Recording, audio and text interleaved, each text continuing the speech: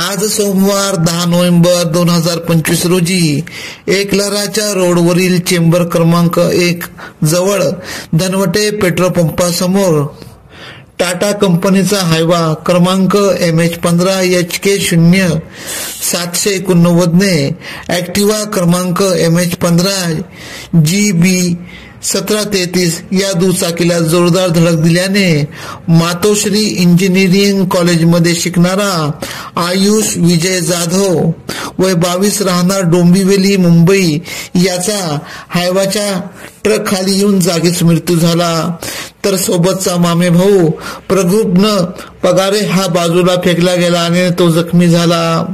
आयुष विजय जाधव हा आपले मामा संतोष पगारे, श्रीकांत पगारे राहणार भोरमळा सुंदरफाटा नाशिक रोड यांच्याकडे राहण्यास आला होता।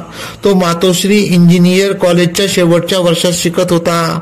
आज तो कॉलेजमध्ये काही कागदपत्र जमा करण्यासाठी मामे भाऊ बरोबर गेला होता। कागदपत्र जमा करून कॉलेजचे काम आटपून तो घरी परतत असताना हा अपघात झाला।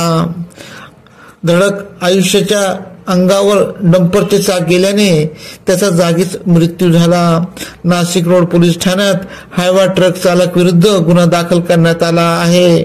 आयुष जाधव याच्या अपघाताची वार्ता कळताच परिसरात हळहळ व्यक्त होत आहे। AKP न्यूज साठी अनवर खान पठाण, नाशिक।